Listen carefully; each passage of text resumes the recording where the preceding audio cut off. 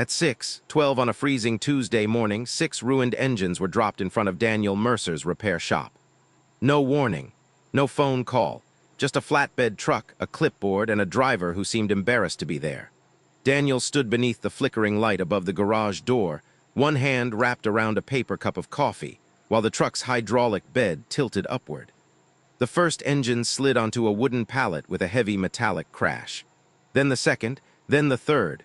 By the time all 6 were sitting in the snow-covered yard, the driver handed Daniel a disposal form. Sign at the bottom. Daniel looked at the logo printed across the top. Sterling Advanced Motors, one of the largest high-performance engine manufacturers in America. What am I signing for? The driver shrugged. Ownership transfer. Company says they're obsolete prototypes, scrap metal now. Daniel stared at the 6 engines. Their housings were scratched. The intake systems were missing.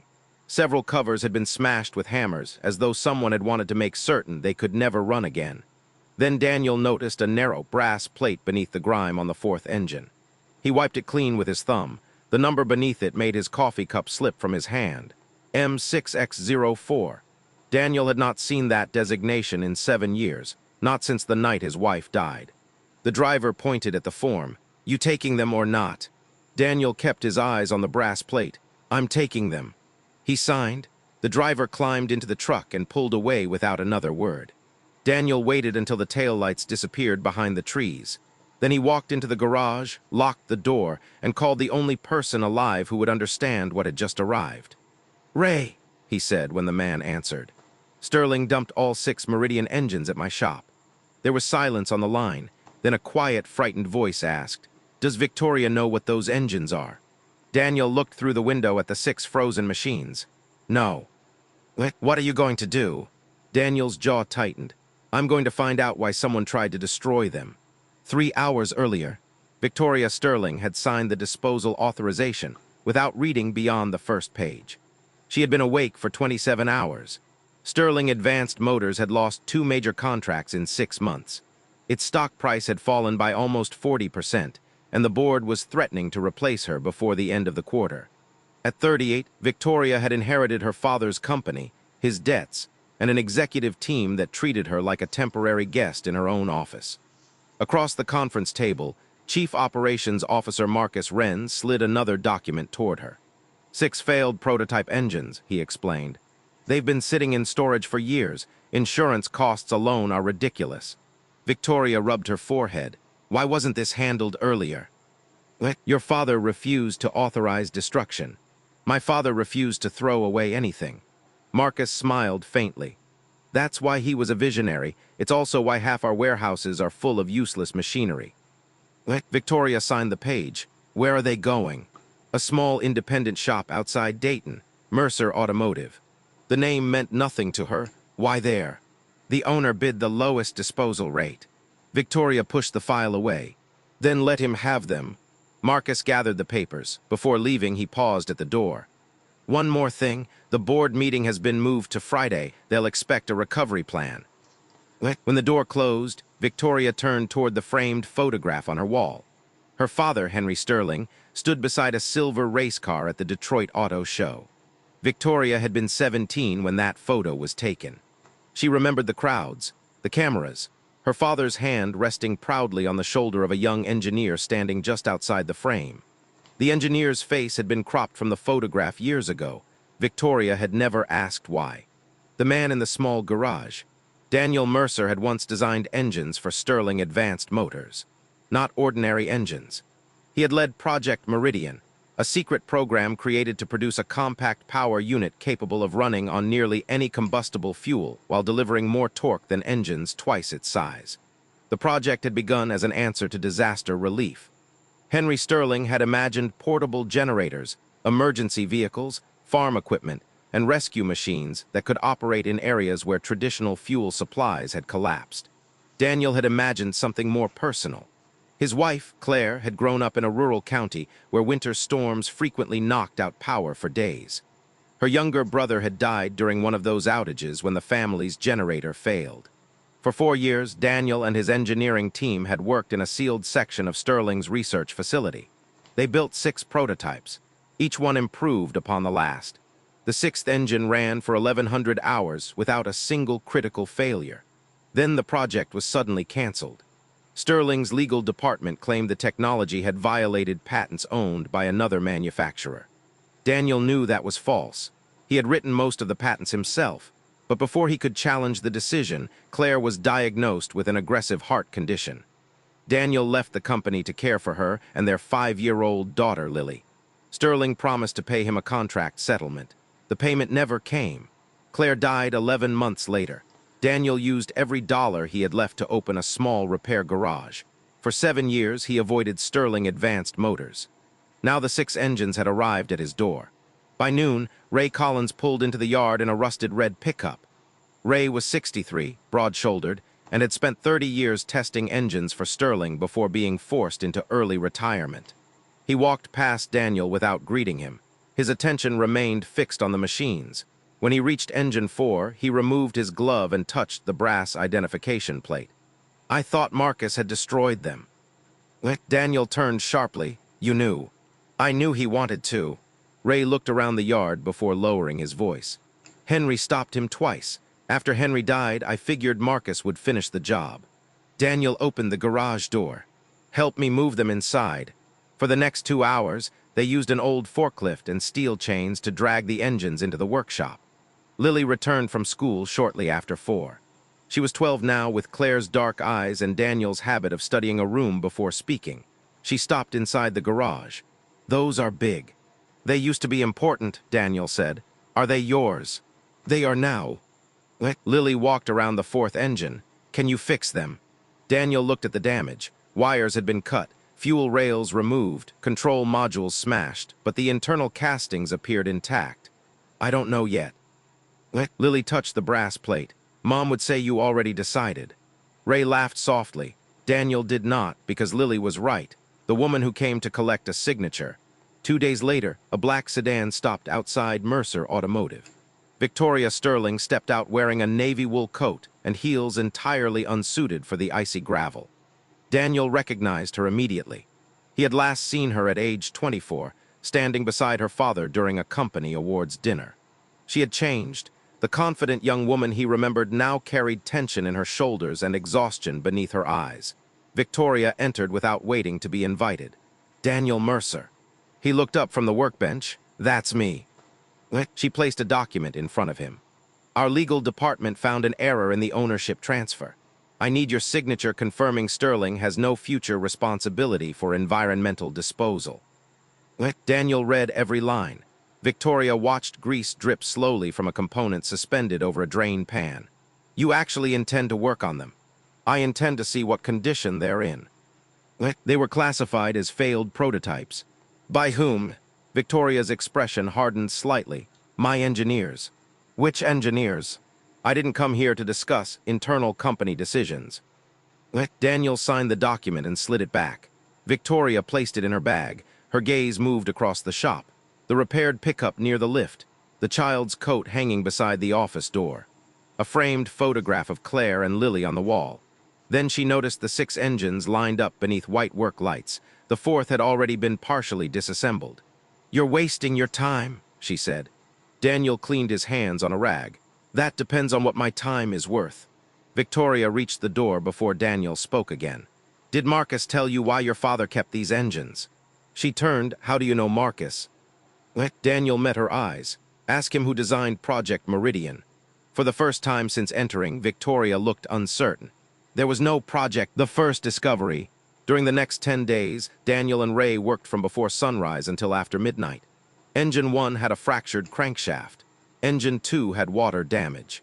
Engine 3 had been filled with metal shavings, an act of deliberate sabotage. Engine 5 was missing its original control system. But Engine 4 was different. Someone had tried to destroy it from the outside while carefully avoiding the sealed internal chamber beneath the cylinder head. Daniel removed the chamber cover on the 10th night.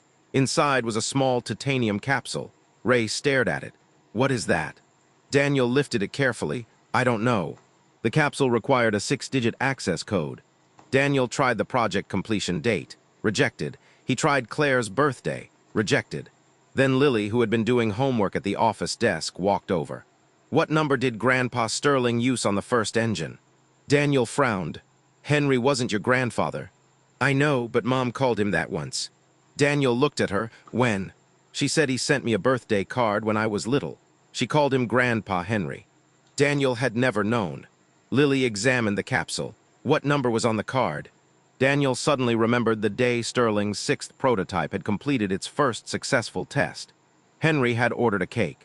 Instead of writing the project number, he had written 6 digits in frosting. The time the test had ended, 214,917. Daniel entered the code. The capsule opened. Inside was a memory card and a folded strip of waterproof paper. Ray read the handwritten message aloud. Daniel, if you are opening this, Marcus has finally made his move. Do not trust the patent records. The proof is in Engine 6. Henry. Daniel looked toward the final engine. It was the most damaged of them all. Its outer housing had been cracked from top to bottom. Lily stood beside him. Someone wanted you to find that. Daniel closed the capsule. No, someone hoped I would. Victoria begins asking questions. Back at Sterling headquarters, Victoria searched the company archive for Project Meridian. Nothing appeared. No financial entries. No employee files. No engineering reports. It was as though the project had never existed. She called the retired records director, who initially claimed not to remember it. Then Victoria mentioned Daniel Mercer. The woman became quiet. Your father trusted him more than anyone in that building. Why was he removed? He wasn't removed. He left when his wife became ill. Our records say he was terminated for patent misconduct. That record is a lie. Victoria sat straighter. Who changed it? I don't know, but after Mr. Mercer left, Marcus took control of research compliance. Within a month, the Meridian files disappeared. Victoria ended the call and opened Daniel's old personnel record. His photograph appeared on the screen. He was the man cropped from her father's framed picture. She found his settlement agreement next. Sterling owed him $780,000 in deferred compensation. The document showed the amount had been paid. Victoria checked the banking reference. The account did not belong to Daniel. It belonged to a consulting company registered in Nevada. The company's authorized representative was Marcus Wren. Victoria leaned back slowly. Her office suddenly felt colder. At that moment, Marcus entered without knocking. The board wants updated projections. Victoria minimized the screen. I'll have them tomorrow. He studied her. Have you spoken to Mercer again? Why, you mentioned his name in an email to archives. Victoria forced herself to remain calm. He asked about an old project. Marcus gave a dismissive laugh. Daniel Mercer is bitter. His wife died, his career collapsed, and he has spent years blaming Sterling. Did we pay his settlement? Of course. Did you personally process it? Marcus paused for less than a second, but Victoria saw it. I supervised compliance at the time. She nodded. Then there's nothing to worry about. Marcus left. Victoria waited until the elevator doors closed. Then she called Daniel. Do not open Engine 6 without me. Daniel's answer was immediate. Why should I wait for you? Because Marcus knows I've been investigating. That sounds like your problem. It becomes yours if he sends someone to take the engines. Daniel looked through the shop window. A gray SUV was parked across the road. It had been there for nearly an hour. How quickly can you get here? 2 hours. You have 90 minutes. The break-in. Victoria arrived after dark. The gray SUV was gone. Daniel locked the front entrance behind her. Lily was spending the night at Ray's house, something Daniel had insisted upon after noticing the vehicle. Engine 6 rested beneath the overhead crane. Its damaged shell had been removed, revealing a reinforced central block. Victoria removed her coat. What did my father hide? We're about to find out. Daniel drilled through the damaged locking plate while Victoria held the work light. At 11:08, the internal compartment opened. Inside was a prototype electronic control unit, sealed patent documents, and a second memory card. Daniel inserted the card into an offline laptop. Henry Sterling appeared on the screen. The recording had been made 8 years earlier. He looked tired, older than Daniel remembered. If this message is playing, Henry said, then I failed to correct what happened. Victoria covered her mouth. Her father continued. Project Meridian was not canceled because of patent infringement. Marcus Wren secretly licensed Daniel Mercer's fuel conversion system to Danforth Industrial through a shell company. Documents appeared beside Henry on the recording. Contracts, bank transfers, private communications. Marcus intended to destroy the 6 prototypes after selling the design overseas. I discovered the transaction too late. Daniel had already left to care for Claire. Before I could expose Marcus, I suffered my first cardiac event. Victoria's eyes filled with tears. Daniel remained motionless. Henry looked directly into the camera. Daniel, I failed you. Victoria, if you are watching this, understand that Mercer did not betray this company. This company betrayed him. A violent crash came from the front of the garage. The glass door shattered. 2 masked men entered carrying crowbars. Daniel pushed Victoria behind the engine stand. 1 man rushed toward the laptop. Daniel swung a heavy breaker bar into the attacker's wrist. The crowbar hit the floor. The second man grabbed the prototype control unit and ran. Victoria, the engines become worth millions. The following morning, Marcus was arrested before entering Sterling headquarters. But Victoria still had another crisis. The board planned to vote on selling Sterling's emergency power division to Danforth Industrial. The deal would save the company temporarily. It would also give Danforth full ownership of every Sterling prototype and patent, including Project Meridian. The vote was scheduled for Monday. Victoria had 4 days to prove the engines worked. Daniel refused her first request. I'll testify about Marcus, he said, but the engines belong to me. I know. You gave them away. I know. You signed a complete ownership transfer. I know, Daniel. Then why are you here? Victoria stood in the center of the garage. No attorneys, no assistants, no designer coat. Only a woman who had inherited a collapsing company and discovered that almost everything she believed was false. Because my father built Sterling to protect people, not just to sell machines. Meridian could keep hospitals running after hurricanes. It could power rescue vehicles during wildfires. If Danforth owns it, they'll bury it because it competes with their existing generators. Daniel's expression did not change. Victoria stepped closer. I am asking you to finish 1 engine. You're asking me to save your company. I'm asking you to save what my father was trying to build. Daniel looked toward Lily's drawing on the office wall. It showed 3 people standing beside a house beneath a yellow sun.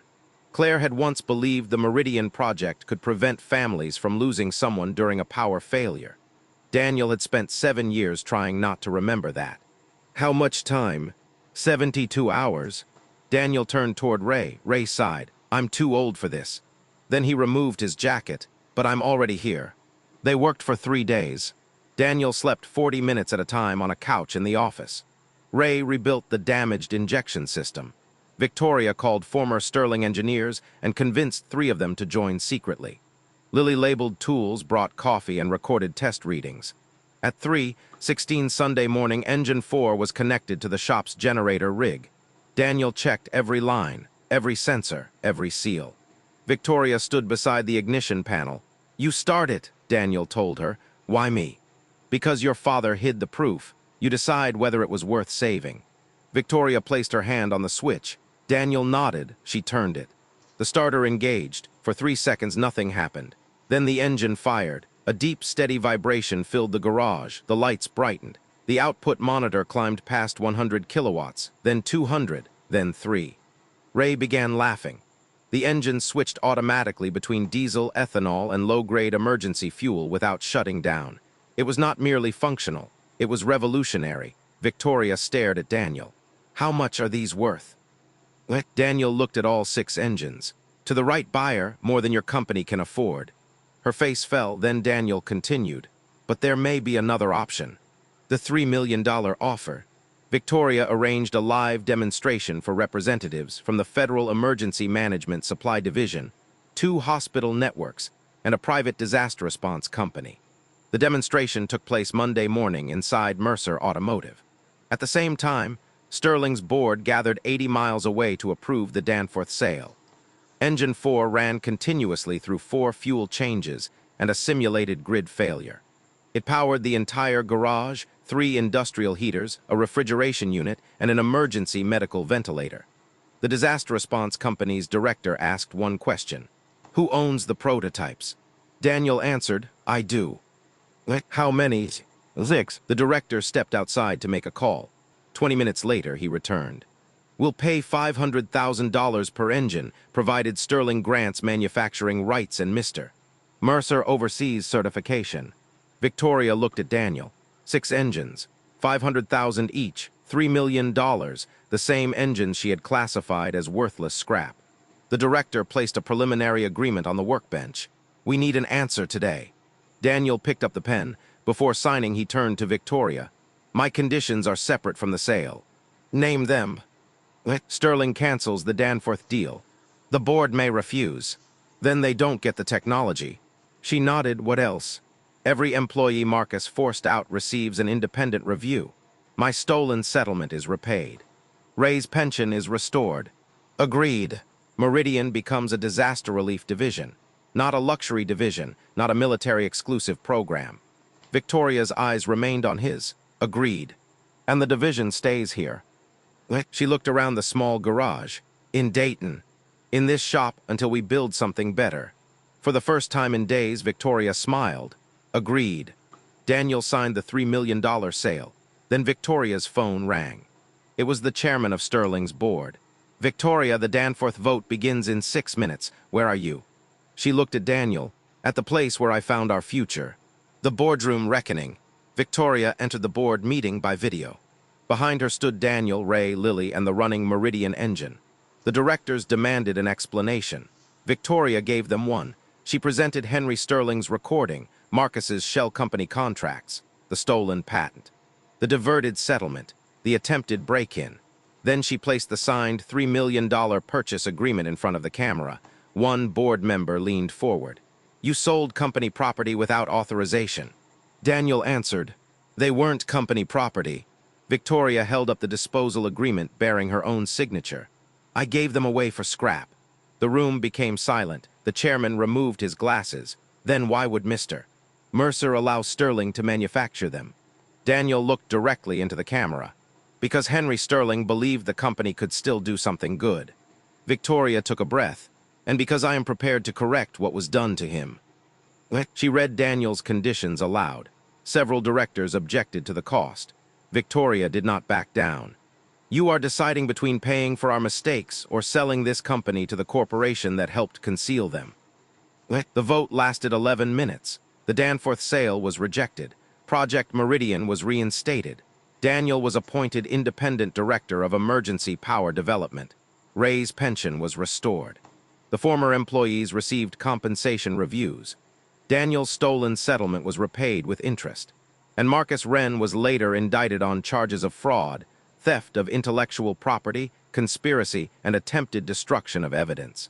6 months later, a new sign appeared beside Mercer Automotive, Sterling Mercer Emergency Systems.